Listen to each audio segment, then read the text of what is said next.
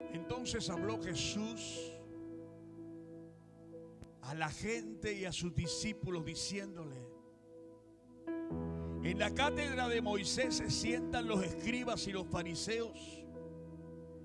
Así que todo lo que os digan que guardéis, guardadlo y hacerlo, mas no hagáis conforme a sus obras, porque dicen y no hacen. Padre, que esta palabra sea sellada en nuestros corazones, que ella nos pueda hablar, que ella nos pueda confrontar, pero que al salir de este lugar haya fruto en nuestros corazones. Te lo pedimos en el nombre del Padre, del Hijo y del Espíritu Santo. Amén, amén y amén. Denle un fuerte aplauso al Señor en esta mañana. ¡Qué lindo! ¡Hacelo fuerte al Señor! Podemos sentarnos.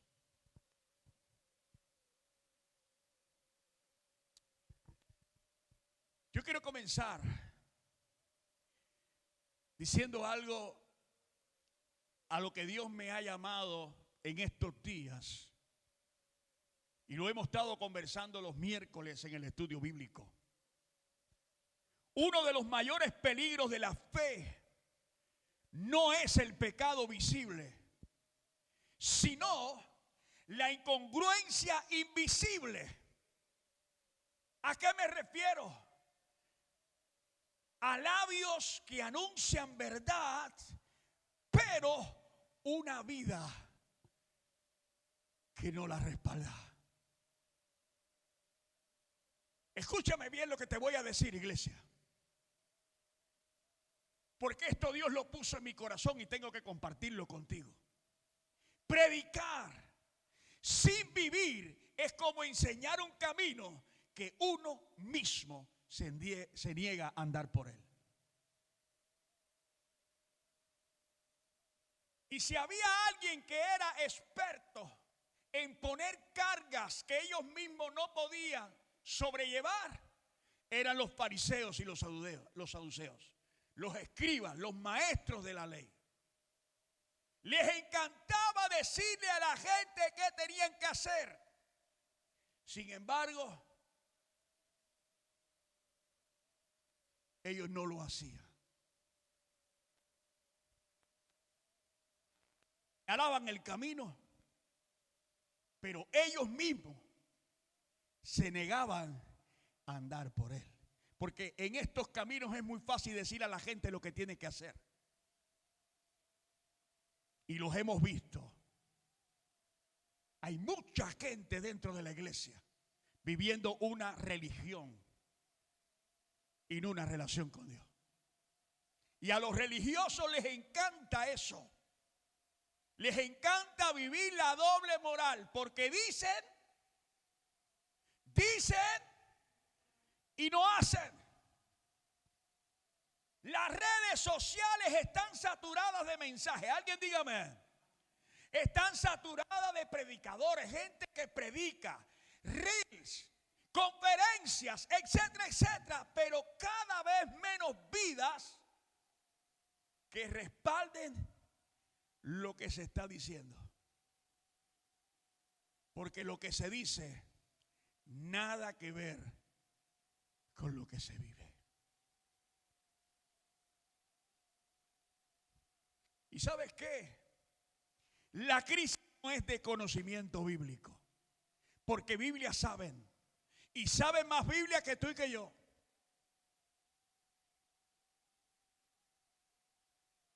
La crisis no está ahí. La crisis está en la coherencia espiritual.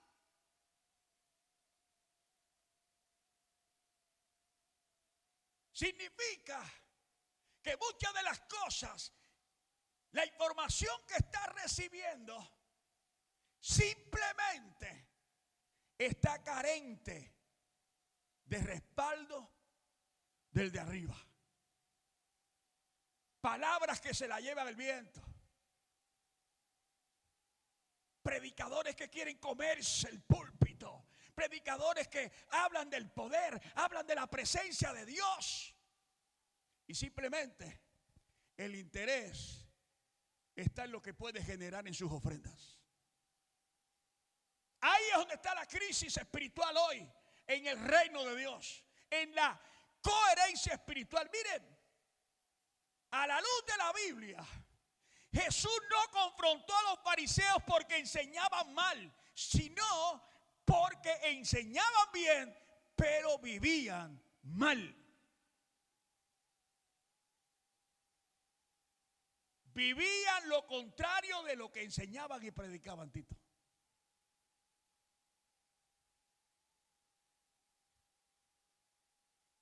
Y así estamos viviendo hoy. Si usted me pregunta, ¿predicar es bueno, pastor? Claro que sí. El problema no es predicar. El problema es predicar lo que uno no está dispuesto a vivir. Alguien dígame.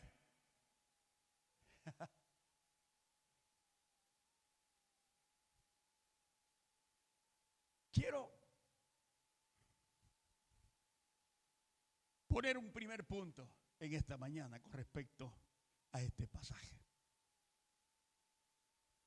Predicar sin vivir produce religión, no transformación.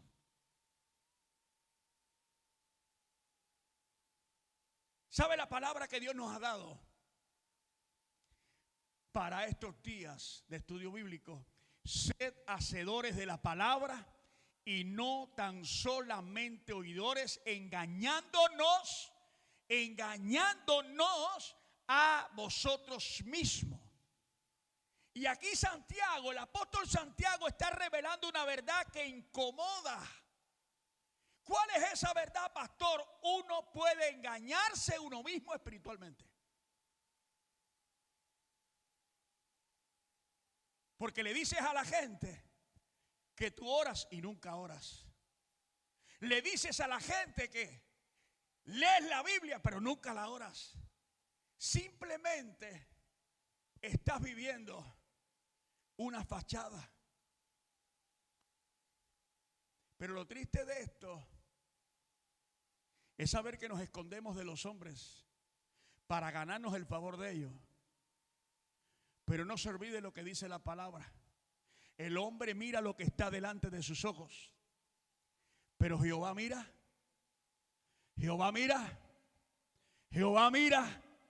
el corazón. Escuchar, predicar o enseñar la palabra no significa obedecerla. La religión se siente cómoda hablando de santidad, pero evita predicarla. La religión señala el pecado ajeno, pero justifica el propio. Y así vamos por la vida, señalando a los demás, pero no nos miramos a nosotros mismos.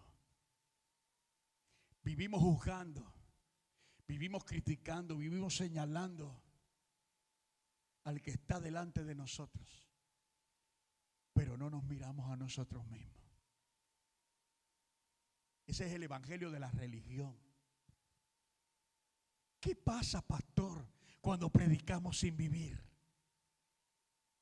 Número uno, perdemos autoridad espiritual. Cuando usted no vive lo que predica, simplemente la gente te va a escuchar, pero le va a entrar por un oído y le va a salir por el otro, porque no tienes autoridad para decírmelo. Hablas de amor, pero nunca amas. Hablas de perdón, pero nunca perdonas.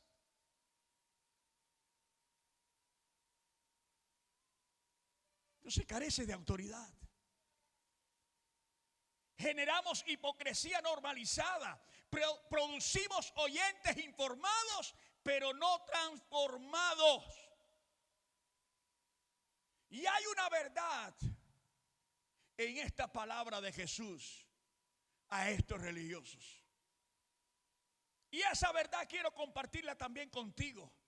La palabra de Dios no nos fue dada para impresionar mentes, sino para transformar vidas y corazones. Porque hay predicadores muy elocuentes. Y usted lo escucha y usted dice, wow, qué palabra de Dios. Pero solamente se queda ahí. Porque la palabra no llega a tu corazón. Simplemente quedó en algo bonito. Así de sencillo.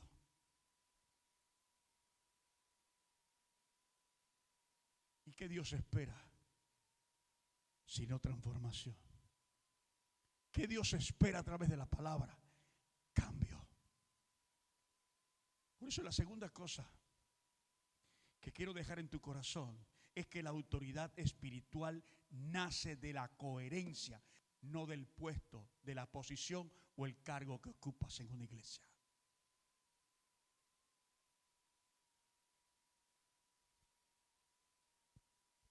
La autoridad no se genera por imposición.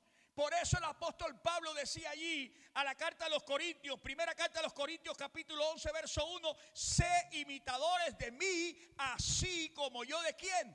De Cristo. Mire, escúcheme, Pablo no estaba apelando a su título. Pablo no estaba apelando a su autoridad como apóstol. Pablo estaba apelando a su testimonio.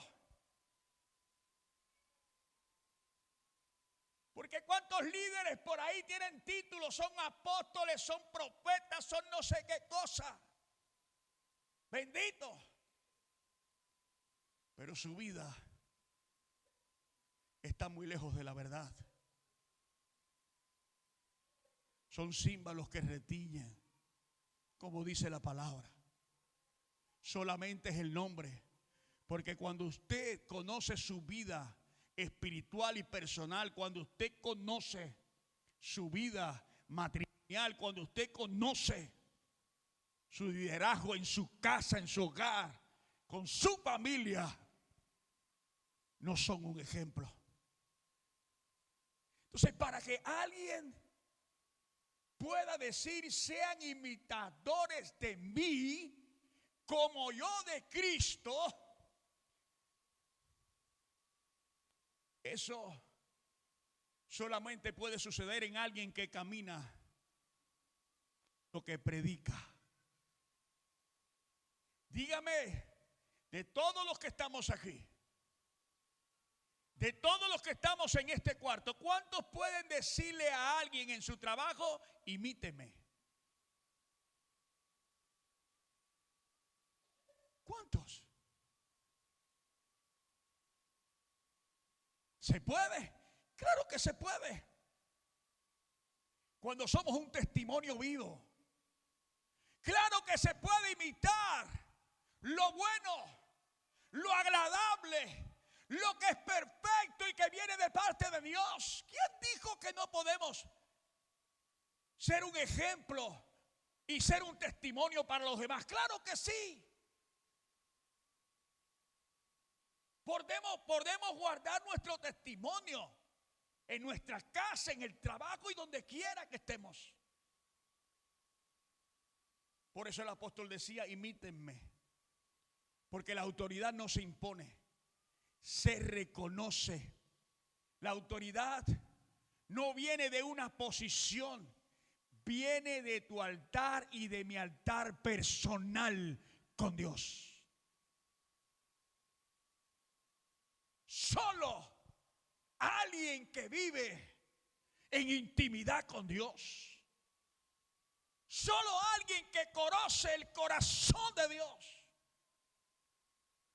puede atreverse a decir: imíteme. Y qué triste, ¿no? Qué triste que hoy Jesús no cuenta con muchos en estos caminos para ser ejemplo. ¿Con cuántos de nosotros Jesús puede contar esta mañana para ser testimonio y ejemplo y dignos representantes del reino? ¿Cuántos? Miren, la iglesia no sigue a alguien que habla bonito. Sigue a alguien que ora cuando nadie ve. Sigue a alguien que perdona cuando duele y vive en integridad cuando podría esconderse.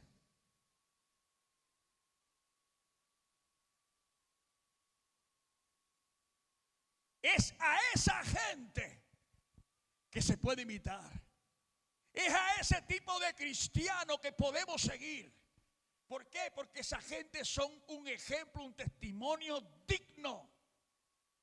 Porque representa a Jesucristo. Yo le voy a dar un consejo a los padres que están acá. Porque yo soy padre y tengo hijos acá. Y yo no podría decir algo delante de mis hijos que no respalden lo que voy a decir. Para los padres que vienen por ahí, que tienen hijos chiquitos y ya no están muy grandes, yo tengo un consejo que darte. Los hijos no imitan lo que se les enseña. Wow. ¿Qué va a decir el pastor esta mañana? Hello. Mírenme, mírenme. Los hijos no imitan lo que se les enseña. Los hijos imitan lo que se les modela. Porque usted puede decirle a su hijo: hijo, cuando seas grande no seas borracho. Pero entonces todos los días tenemos un 12 arriba de la mesa. Hello. Parece piedra, pero es maná. Hijo, cuando seas grande y te cases, a las mujeres se les respeta y se les honra. Y cuando llegas cansado de tu trabajo, malhumorado porque tuviste problemas con tu jefe, no está la comida, por eso yo traigo el dinero y sé que me reviento. Y viene y lo primero que ve tu hijo es tus griterías y tus maltratos a tu esposa. Y después quiere ver ejemplo. Pregúntele a esas que están ahí, a estas dos que están grandecitas ya. Pregúntele, ¿cuándo han visto a su padre maltratar a su mamá? Yo estoy hablando con autoridad. Yo nunca tuve que pegarle a mis hijos, bueno, a más darle una vez, pero fue para corrección, no para maltrato. Pero siempre he tratado de ser un ejemplo. Y no solamente en la parte física, en la espiritual. Porque yo no tengo que engañarlos a ustedes. Mis hijos saben que tienen un padre que ora, busca la dirección de Dios. Yo no soy una cosa aquí y en la casa soy otra. Ese no soy yo. Yo vivo lo que predico. Y antes de llegar acá, yo me aseguro que Dios me habló primero a mí para decirle a ustedes lo que Dios me dijo. Créeme que nunca sería un hipócrita en predicar lo que yo nunca vivo. Pero los hijos, escúchenme bien, padres que están aquí, porque esto tiene que ver con nosotros. Los hijos imitan lo que se les modela. Así que usted está llamado a ser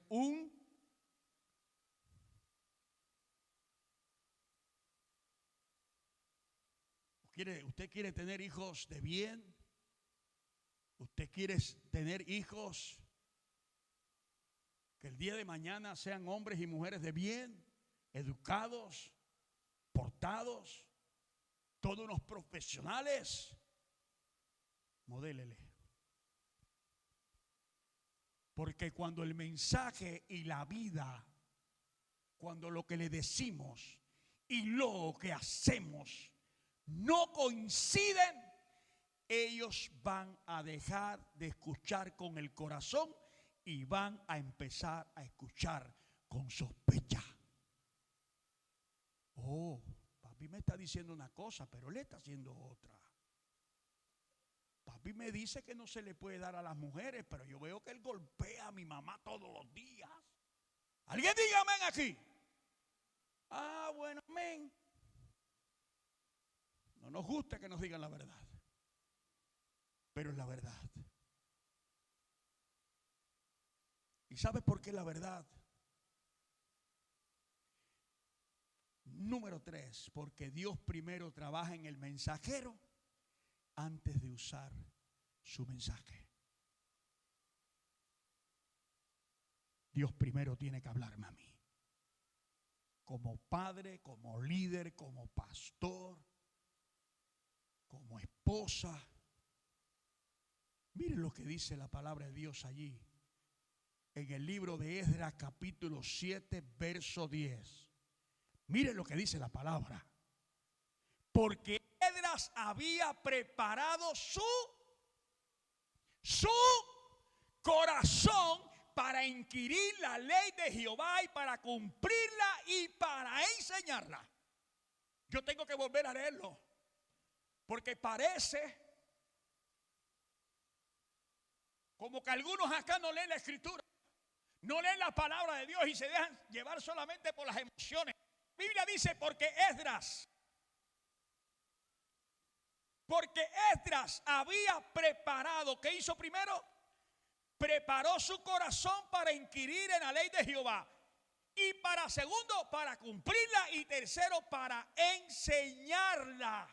Porque el orden en estos caminos es clave. El orden en estos caminos es clave. Dios es un Dios de orden. Número 1, preparó su corazón. Número 2, escúcheme, cumplió la palabra. Y número 3, la enseñó. Pastor, ¿pero qué usted quiere decir con esto de Esdras? Que muchos quieren enseñar sin cumplir. Quieren predicar sin rendirse y quieren ministrar a otros sin ellos primero ser ministrados. Miren los que tenemos un compromiso aquí en la iglesia. Tenemos una gran responsabilidad. No es llegar para conectarme aquí en la iglesia con Dios. Porque lo que usted expresa y es revelado en esta casa es consecuencia o resultado de lo que ya en tu casa, en tu intimidad con Dios, viviste. Entonces, algunos esperan venir a la iglesia para conectarse. No, usted tiene que venir conectado desde su casa. Por eso es que a veces cuesta empujar al pueblo de allí. Porque la gente quiere que todas sus cargas se vayan acá y nosotros nos las echemos arriba. No, tú tienes que pelear tu batalla allí en la intimidad. Eso es lo que dice Dios. Métete en tu cuarto, en tu aposento personal, busca a Dios. Para que cuando llegues aquí seas como plumita ligera. Y no tenga que la gente decirte, levanta las manos, levanta los pies, abre las orejas. Entonces parecemos una iglesia autómata. No una iglesia, una iglesia que ya viene en intimidad con Dios. Cuando llega a este lugar, cuando suena una tecla de piano, ya están así.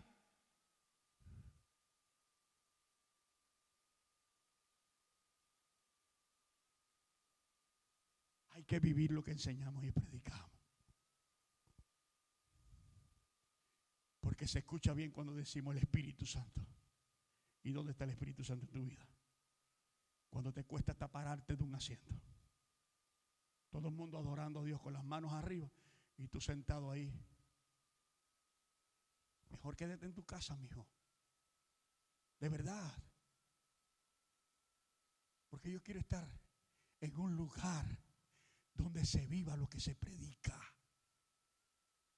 Donde se hable de un amor sincero, genuino y verdadero.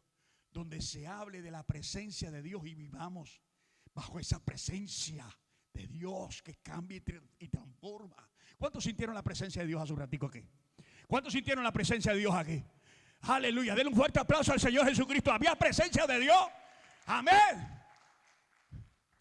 Y créeme que algunos no se van de las iglesias por problemas con la gente de la iglesia. Se va porque repelan a la presencia. ¿Y sabe lo que Dios le dice? Salte de aquí, que tú aquí no perteneces. Vete a otro lugar. Tú necesitas estar con religiosos. Tú necesitas estar con gente que se esconden detrás de una falsa apariencia y de un falso evangelio, que predican pero no lo viven.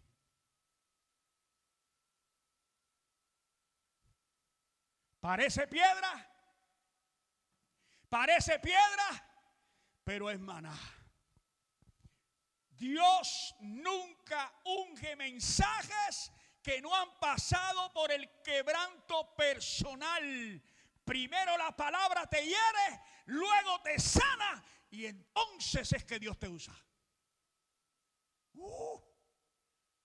Bendito.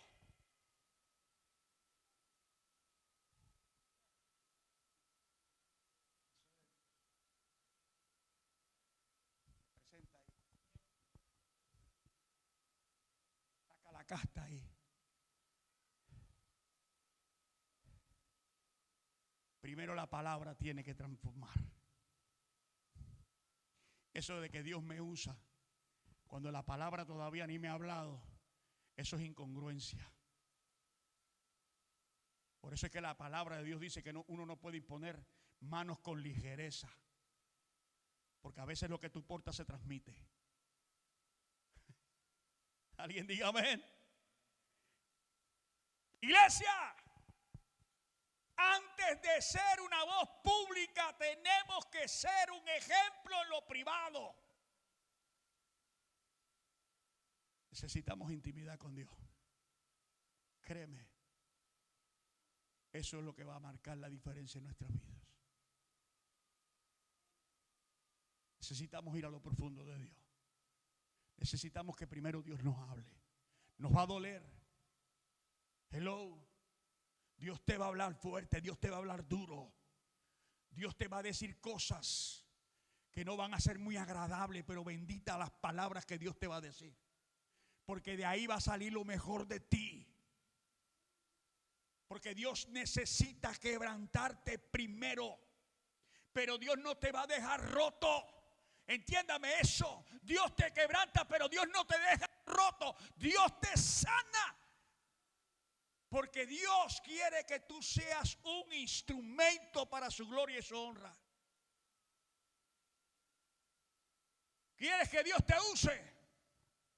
Primero deja que Dios te hable.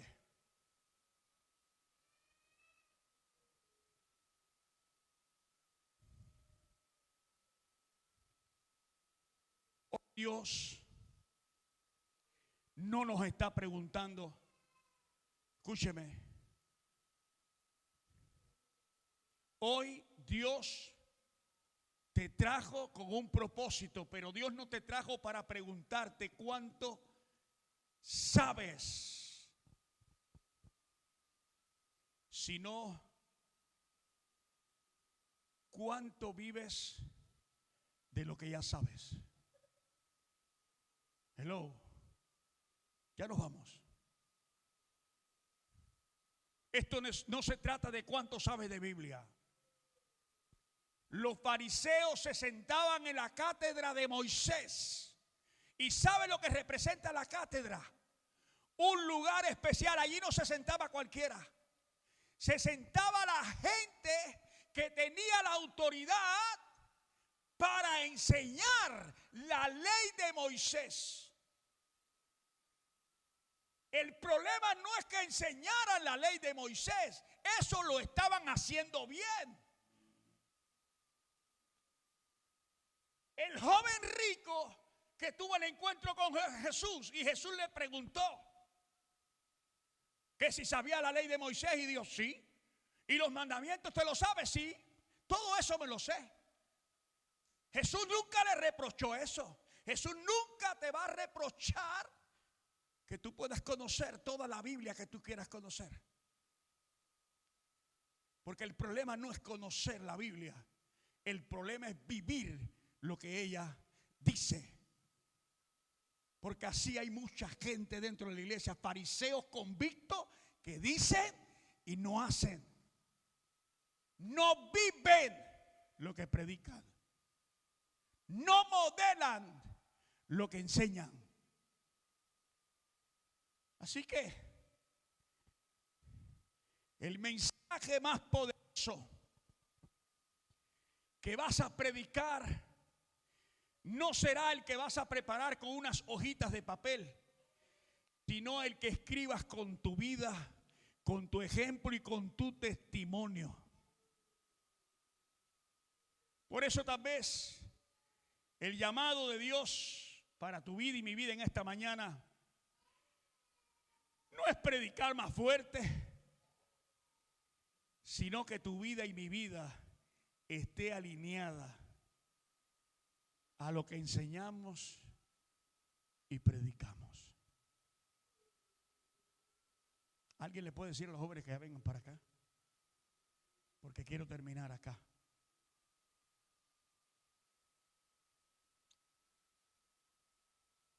Yo no me voy a ir de acá sin antes enseñar algo. Y hay una ilustración que se llama o se titula El puente que no cruzó el ingeniero. Y se cuenta la historia de un ingeniero que diseñó un puente y la gente decía espectacular. Planos perfectos, cálculos exactos y una estructura impresionante. Es más, la gente toda se admiraba del diseño, pero nadie se atrevía a cruzarlo. Escuche bien, un puente con planos perfectos, cálculos exactos, estructura impresionante, pero nadie se atrevía a cruzarlo. Un día, alguien le preguntó al ingeniero: ¿usted ya cruzó su propio puente? El ingeniero guardó silencio y respondió: no. Todavía no lo he cruzado. Entonces la gente entendió algo. Si el que lo diseñó no confiaba en él, la gente decía: ¿por qué nosotros deberíamos de hacerlo? El puente no falló por falta de conocimiento, falló por falta de testimonio. Y esta historia o ilustración me da a mí una enseñanza. Y quiero dejárselas en su corazón. Muchos predican puentes hacia la fe. Muchos predican puentes hacia la sanidad. Muchos en estos caminos predican puentes hacia la obediencia y la confianza en Dios, pero nunca los cruzan con su propia vida. Simplemente le dicen a la gente lo que tienen que hacer, mas ellos nunca viven lo que enseñan. Hacen puentes, se convierten en puentes que ellos mismos no pueden cruzar. Entonces yo digo, amados, la iglesia no necesita más arquitectos del evangelio. Ya todo está aquí. ¿Qué necesita Dios? Necesita hombres de fe que caminen lo que predican. Eso es lo que Dios quiere. Porque cuando el predicador no cruza el puente, el mensaje se vuelve teoría. Pero cuando lo cruza, la gente se anima a seguirlo. Nunca confiemos en un evangelio que no estemos dispuestos a caminarlo. Por eso yo te animo a que seas un digno representante de Jesús